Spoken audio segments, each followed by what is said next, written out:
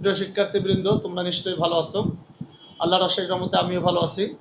আজকে আমি তোমাদেরকে খনিজ সম্পদ জীবাশ্ম এই অধ্যায়ের বোর্ড সলিউশন 2020 আমরা সলিউশন করব আজকে।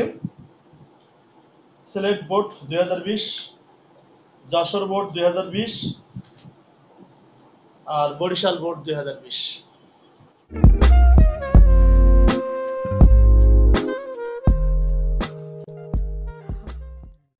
তাহলে আমরা শুরু করে দিই। সিলেট বোর্ড 2020, এই হচ্ছে সিলেট বোর্ড 2020। এখানে উদ্দীপকের দুটি পার্ট আছে। প্রথম পার্টে এত পার্সেন্ট হাইড্রোজেন দ্বারা গঠিত এ একটি হাইড্রোকার্বন। তা হাইড্রোকার্বনে হাইড্রোজেন থাকে আর কার্বন থাকে। এটা যেহেতু হাইড্রোজেন, তাহলে 100 থেকে এই পার্সেন্টেজ বিয়োগ করলে কার্বন পাবো। আর উক্ত যোগে 5টি অণুর ভর দেওয়া আছে। যেহেতু 5টি অণুর ভর দেওয়া আছে, এখান থেকে আমরা আণবিক ভর বের করতে পারবো। আর একটা বিক্রিয়া দেওয়া আছে। এখন আমরা প্রশ্নে চলে যাই। প্রথম প্রশ্ন ক, অসম্পৃক্ত হাইড্রোকার্বন কাকে বলে? যে সকল হাইড্রোকার্বনে কমপক্ষে একটি দ্বিবন্ধন বা একটি ত্রিবন্ধন থাকে তাকে অসম্পৃক্ত হাইড্রোকার্বন বলে। গ, এ যৌগটির আণবিক সংকেত নির্ণয় করো। এই যৌগটির আণবিক সংকেত, এটাও এই অধ্যায় না, কিন্তু এটা আমরা সলিউশন করব। এ যৌগটির আণবিক সংকেত। তাহলে এ যৌগটিতে হাইড্রোজেন 17, স্টেপ 1 এ যায় 17.24%। তাহলে কার্বন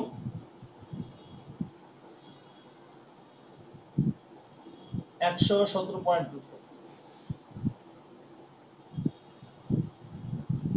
এটা বিয়োগ করতে হবে। স্টেপ 1 শেষ। স্টেপ 2,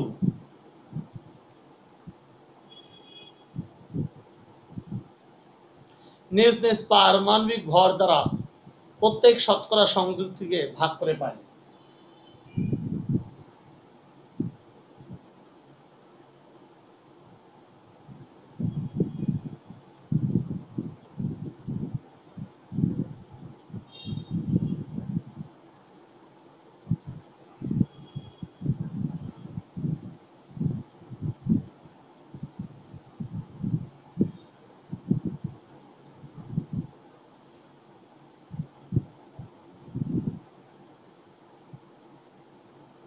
হাইড্রোজেন 17.24 ভাগ 1, কার্বন 82.76 ভাগ 12। 17.24 এনে ভাগ দিতে হবে।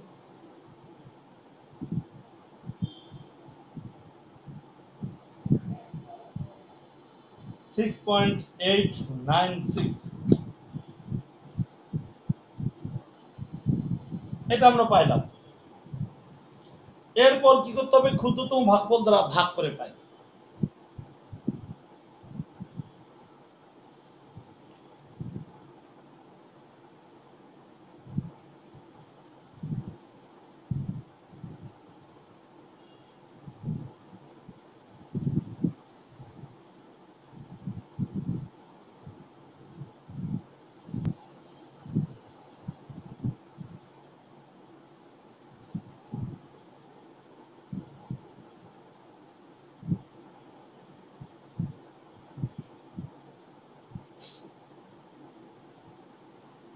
এটা ক্যালকুলেশন করে কত হয়?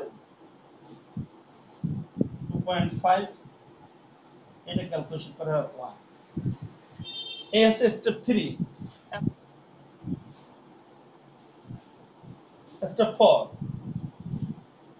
2.5 যেহেতু এসেছে, আমাদের 2 দ্বারা গুণ করতে হবে।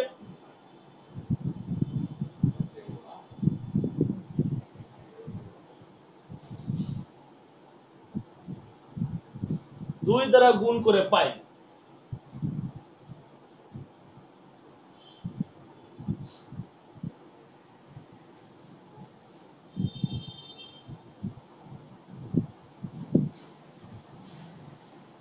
দুই দ্বারা গুণ করেছি। গুণ করার পর আমাদের কি এসেছে? এসেছে C2H5।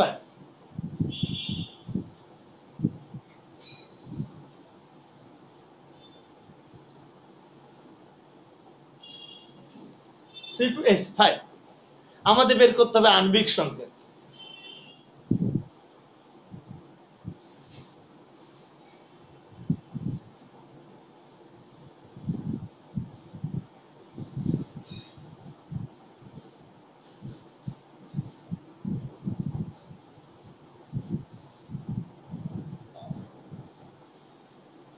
n পূর্ণ সংখ্যা, n এর মান যদি আমি জানতাম তাহলে n টা গুণ করে দিতাম, আণবিক সংকেত পেয়ে যেতাম। আণবিক সংকেত বের করার জন্য আণবিক ভর প্রয়োজন। এখন আমরা কোথায় করব? এই দিয়ে করি।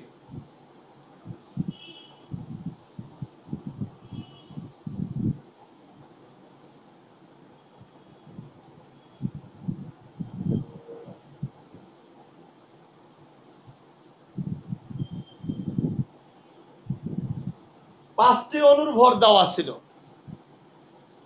পাঁচটি অণুর ভর দেওয়া ছিল। এই পাঁচটি অণুর ভর থেকে আমরা বের করব আণবিক ভর। পাঁচটি অণুর ভর দেওয়া ছিল 481.73 10 to the power -24। এটা হচ্ছে পাঁচটি অণুর ভর। এখান থেকে আমরা কয়টি অণুর ভর বের করব? পাঁচটি অণুর ভর এত, একটি অণুর ভর কত? 6.02 × 10 to the power 23। এতটি অণুর ভর কত? অ্যাভোগাড্রো সংখ্যা যে আছে 6.023 10 to the power 23 টি অণুর ভর আণবিক ভর। অতটি অণুর ভর আমরা বের করব। 6.023 10 to the power 23 ভাগ 5। এই ক্যালকুলেশন করলে আমরা পেয়ে যাব আণবিক ভর। এইখানে 12 × 2 1 × 5 রাখলে n, এর ক্যালকুলেশন করে পাওয়া গেছে 58।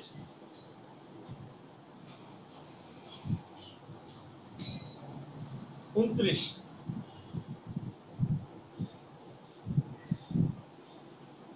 2 পাওয়া গেছে। তাহলে আমরা পেয়ে গেলাম n এর মান কত। এখন n এর মান সমীকরণ 1 এ বসাবো। এই যে 1 নম্বরটা আমরা রেখে দিয়েছিলাম।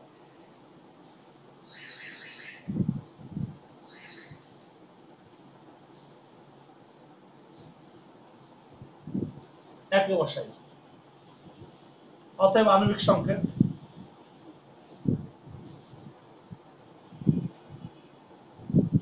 C2H5 × 2 C4H10। এ হচ্ছে C4H10 আমাদের আসলো। গয়ের অ্যান্সার C4H10। বি যৌগ হতে জৈব অ্যাসিড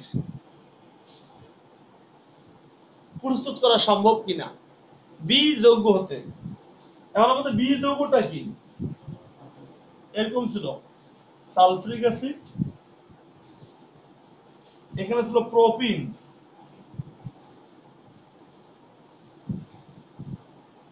প্লাস পানি। তাহলে বি যৌগটা কি? তোমরা কি বলতে পারো বি যৌগটা কি?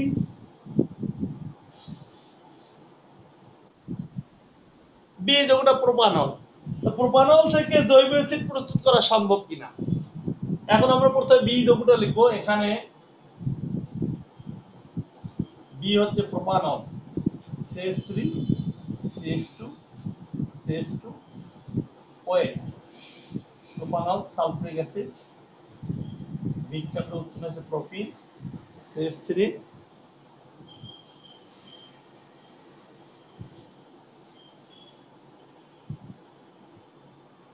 CH double bond CH2 plus পানি।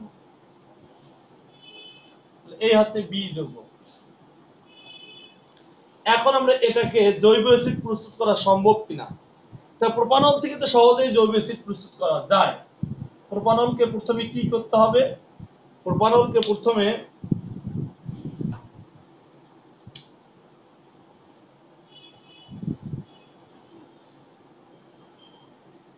জারিত করতে হবে।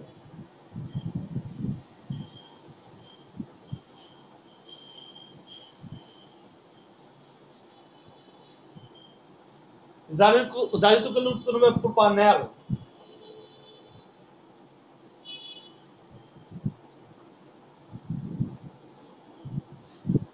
পরে প্রোপানলকে আবার জারিত করতে হবে।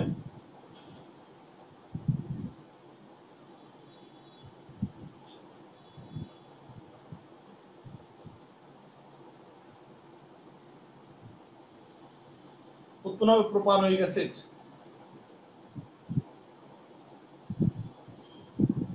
তাহলে বি যৌগ থেকে সহজেই জৈব অ্যাসিড প্রস্তুত করা যায়। বি যৌগ থেকে আমরা প্রোপানল প্রথম ধাপে পটাশিয়াম ডাইক্রোমেট সালফিক অ্যাসিডের সাহায্যে জারিত করে প্রোপানল প্রস্তুত করব। পরবর্তী ধাপে প্রোপানলকে পটাশিয়াম ডাইক্রোমেট গাঢ় সালফিক অ্যাসিড দ্বারা আবার জারিত করে প্রোপানলটা হয়ে যাবে প্রোপানোয়িক অ্যাসিড। এভাবে বি যৌগ থেকে সহজেই অ্যাসিড প্রস্তুত করা যায়। প্রশ্নে চলে যাই। প্রথম প্রশ্ন, হাইড্রোকার্বন কাকে বলে? হাইড্রোজেন ও কার্বন দ্বারা যেসব যৌগ গঠিত হয় তাদেরকেই বলা হয় হাইড্রোকার্বন। খ, সকল খনিজ আকরিক নয় ব্যাখ্যা করো। সকল খনিজ আকরিক নয়, এটাও তোমরা দশম অধ্যায়ে পড়ে আসছিলাম। মৌলগুলো প্রকৃতিতে মুক্ত অবস্থায় পাওয়া যায় না, এরা খনিতে যৌগ আকারে থাকে। এসব যৌগকে বলা হয় খনিজ। আর যদি খনিজকে সহজে সস্তায় সহজলভ্য উপায়ে তুলে ধাতু নিষ্কাশন করে যদি লাভবান হওয়া যায় তাহলে সেই খনিজকে বলা হয় আকরিক। খনিজ আকরিকের মধ্যে একটু তফাৎ আছে। খনিজ খনিতে আছে খনিজ, কিন্তু এটা তুলে ধাতু নিষ্কাশন করে যদি লাভবান হও তখন এর নাম হবে আকরিক। তাই সকল খনিজ আকরিক না, কারণ সকল খনিজ থেকে তো লাভবান হওয়া যায় না। সকল খনিজ আকরিক না, সকল আকরিক খনিজ, কিন্তু সকল খনিজ আকরিক নয়। এরপরে গ, উদ্দীপকে ১ নং যৌগটির অসম্পৃক্ততা পরীক্ষা বর্ণনা দাও। ১ নং যৌগ ছিল পলিথিনের মনোমার ইথিন। ইথিনের দিয়ে অসম্পৃক্ততা পরীক্ষা। আমরা অসম্পৃক্ততা পরীক্ষা দুটি পরীক্ষা পড়েছি, এটা ব্রোমিন দ্রবণ পরীক্ষা আর একটা হচ্ছে বেয়ার পরীক্ষা। ব্রোমিন দ্রবণ পরীক্ষা আমরা ইথিন, পলিথিনের মনোমার হচ্ছে ইথিন, ইথিনের সাথে ব্রোমিন দ্রবণ পরীক্ষা দিব, আবার ইথিনের সাথে বেয়ার পরীক্ষা দেব। এই দুই পরীক্ষার সাহায্যে আমরা অসম্পৃক্ততা নিশ্চিত হতে পারি। প্রথমে আমরা ব্রোমিন দ্রবণ পরীক্ষা দেই।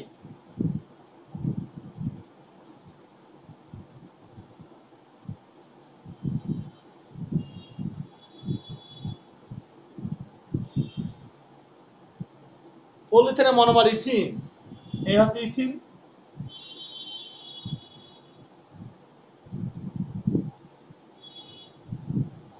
এটা এন সংখ্যক নিতে হবে। এন সংখ্যক নেওয়ার পর এটাকে আমরা কি করব, 1000 অ্যাটমসফিয়ার, 200 ডিগ্রি সেলসিয়াস, সামান্য অক্সিজেন, এন সংখ্যক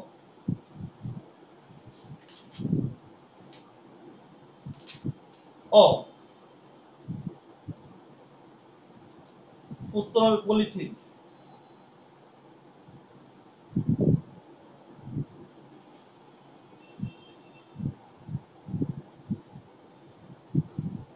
এই হচ্ছে পলিথিনের মনোমার ইথিন। আমরা বিক্রিয়া করে দেখাইলাম এটা পলিথিনের মনোমার। এখন এই ইথিন থেকে আমরা কি করব, অসম্পৃক্ততা পরীক্ষা দিব। প্রথম পরীক্ষা হচ্ছে ব্রোমিন দ্রবণ পরীক্ষা।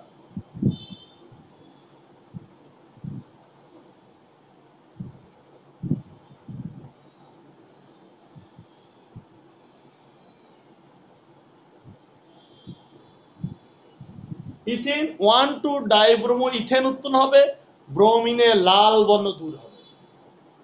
1 নম্বর। 2 নম্বর হচ্ছে বেয়ার পরীক্ষা।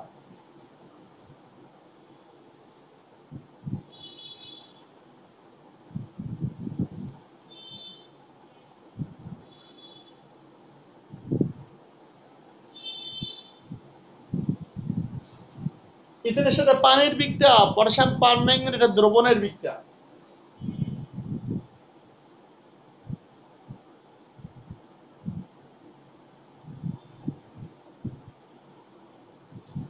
ইথিলিন গ্লাইকোল উৎপন্ন হবে। পটাশিয়াম পারম্যাঙ্গানেটের গোলাপি বা বেগুনি বর্ণ দূর হবে। এটাতে লাল বর্ণ দূর হবে, এটাতে বেগুনি বর্ণ দূর হবে। এই বর্ণ বিভিন্ন কালার অর্থাৎ লাল বর্ণ আর বেগুনি বর্ণ দূর হয়েছে কিনা এটা দেখে আমরা নিশ্চিত হব যৌগটি অসম্পৃক্ত। এভাবে পলিথিনে মনোমার ইথিন অসম্পৃক্ত 2 পরীক্ষার সাহায্যে নিশ্চিত হওয়া যায়। ঘতে বলা হয়েছে উদ্দীপকের যৌগদের পারস্পরিক রূপান্তর।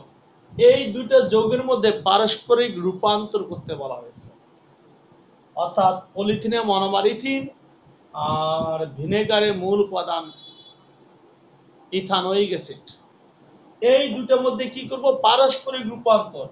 ইথিনকে বানাবো ইথানোয়িক অ্যাসিড, আবার ইথানোয়িক অ্যাসিডকে বানাবো ইথিন। আমরা প্রথমে পারস্পরিক রূপান্তর মানে কি? এটা থেকে এটা বানাবো, এটা থেকে এটা বানাবো। ইথিনকে বানাবো ইথানোয়িক অ্যাসিড, ইথানোয়িক অ্যাসিডকে বানাবো ইথিন। তাহলে প্রথমে আমরা ইথিনকে ইথানোয়িক অ্যাসিড,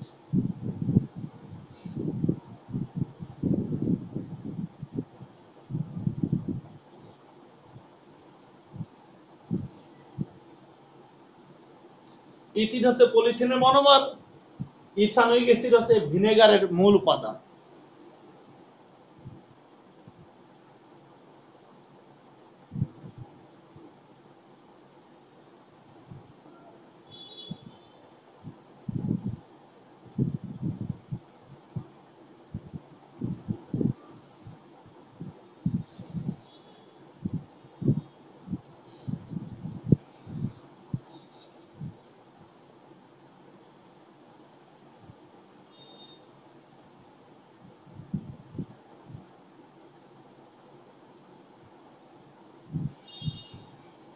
আমরা পেয়ে গেলাম ইথিনটা ইথানল হয়ে গেল।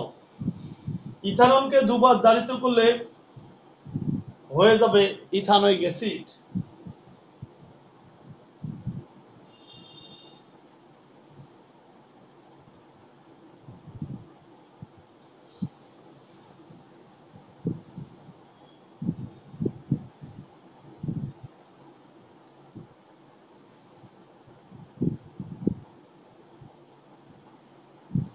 ইথানল পাইলাম, একবার জারিত করে পাইলাম ইথানল। আরেকবার জারিত করি,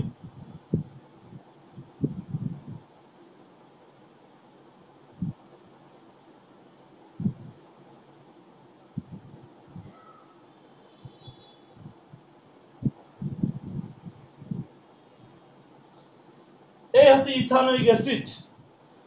ইথানল থেকে ইথানোয়িক অ্যাসিড পেয়ে গেলাম। আমরা ইথিন থেকে ইথানোয়িক অ্যাসিড পাইলাম, এখন ইথানোয়িক অ্যাসিড থেকে আবার ইথিন বানাবো। এখন ethanoic acid,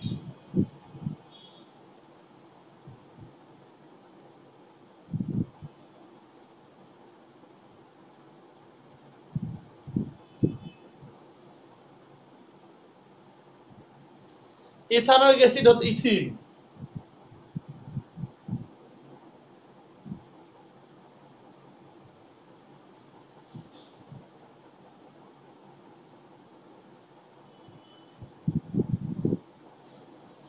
ethanoic acid sodium hydroxide, sodium ethanoate.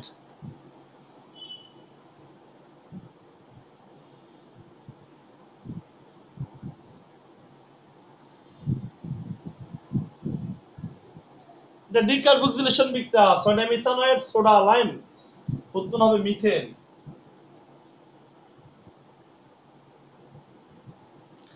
Methane থেকে আমরা আস্তে আস্তে কোথায় যাব? আস্তে আস্তে আমরা ইথিন যাব।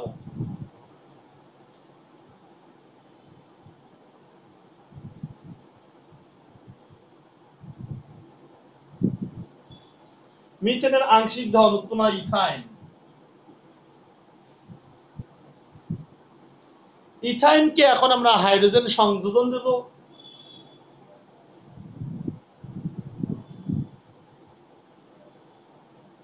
নিকেল প্রভাবক।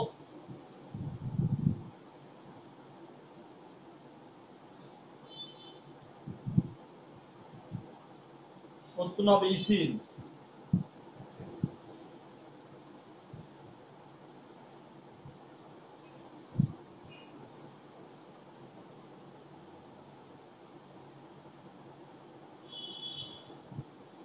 এ হচ্ছে আমাদের পারস্পরিক রূপান্তর, ইথিন থেকে ইথানোয়িক অ্যাসিড, ইথানোয়িক অ্যাসিড হতে ইথিন আমরা পারস্পরিক রূপান্তর করলাম।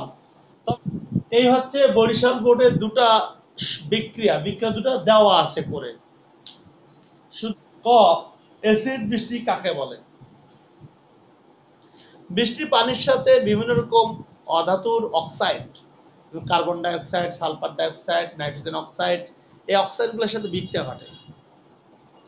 বিক্রিয়া ঘটার পর অ্যাসিড উৎপন্ন হয়। এই অ্যাসিড আর বৃষ্টির পানি একত্রে পড়াকেই বলা হয় অ্যাসিড বৃষ্টি। খ, আয়োডিনকে উদ্দীপিত পদার্থ বলা হয় কেন? আয়োডিন একটা কঠিন পদার্থ, একে তাপ দিলে তরল না হয় সরাসরি গ্যাসীয় পদার্থে পরিণত হয়, এবং গ্যাসীয় পদার্থকে ঠান্ডা করলে তরল না হয়ে সরাসরি কঠিন পদার্থে রূপান্তরিত হয়। এর কোনো তরল ভৌত অবস্থা নেই, তাই একে উদ্দীপিত পদার্থ বলা হয়। আর উদ্দীপিত পদার্থ কঠিন অবস্থা থেকে তাপ দিলে তরল না হয় সরাসরি গ্যাসীয় হয়, গ্যাসীয়কে ঠান্ডা করলে তরল না হয় সরাসরি কঠিন হয়, তাই আয়োডিনকে উদ্দীপিত পদার্থ বলা হয়। গ, এ যৌগটির অসম্পৃক্ততা কিভাবে প্রমাণ করবে? প্রথমে এ যৌগটি কি এটাকে আমরা নিশ্চিত হই। এ যৌগটি কি?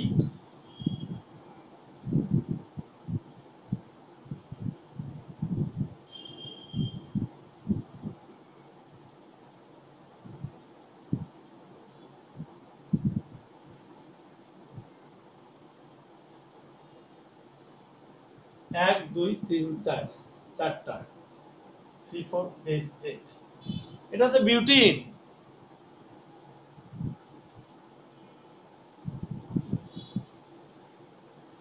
এই হচ্ছে এ যৌগ,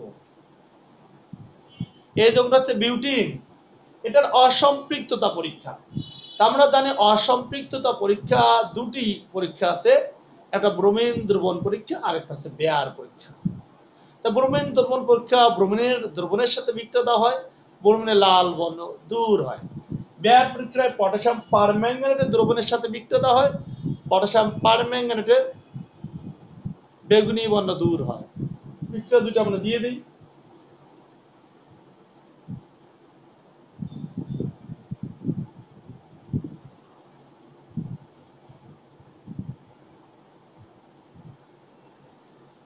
দুটো ব্রোমিন বিক্রিয়া করছে, যেহেতু আণবিক সংকেত দিয়েছি, ব্রোমিনের লাল বর্ণ দূর হয়েছে।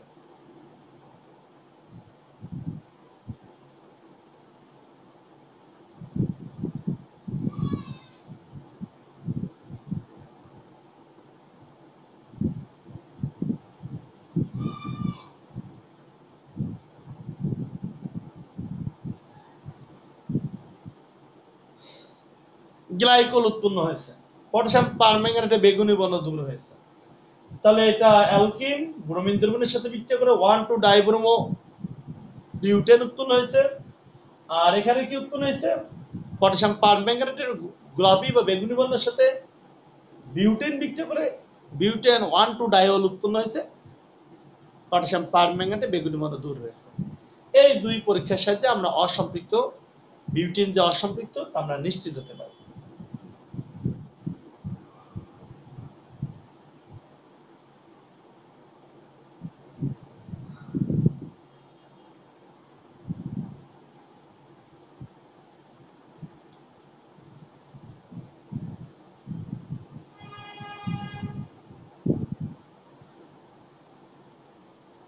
বিউটানল উৎপন্ন হবে।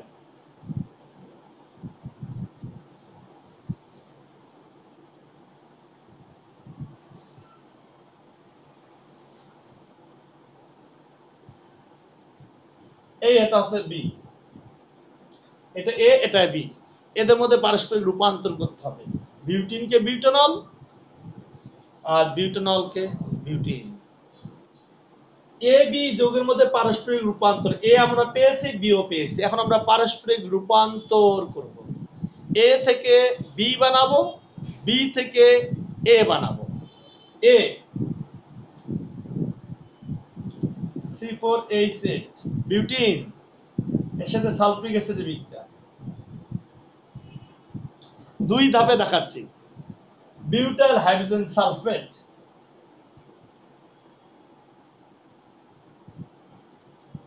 বিউটাইল হাইড্রোজেন সালফেট,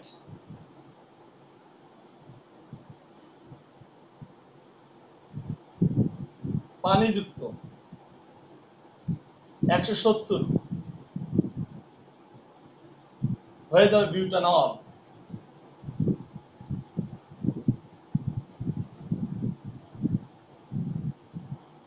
এই হচ্ছে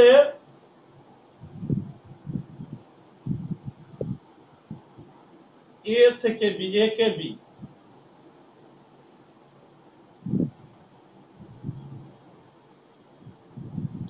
এটা এ,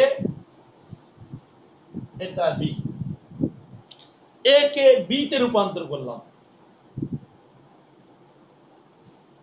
এখন বি কে এ, বি হচ্ছে একই বিক্রিয়া দিব, C4H9OH অ্যালকোহল, এর সাথে সালফিক অ্যাসিড বিক্রিয়া, বিউটাইল হাইড্রোজেন সালফেট। এই বিউটাইল হাইড্রোজেন সালফেট তাপ দিতে হবে 170°C, তাপ দিলে উৎপন্ন হবে বিউটিন প্লাস সালফিক অ্যাসিড। তোমরা জানো এই বিক্রিয়াটা উভমুখী বিক্রিয়া। এই হচ্ছে এ, এই হচ্ছে বি, বি থেকে এ আমরা তৈরি করে ফেললাম, বি থেকে এ, এ থেকে বি, পারস্পরিক রূপান্তর হয়ে গেল।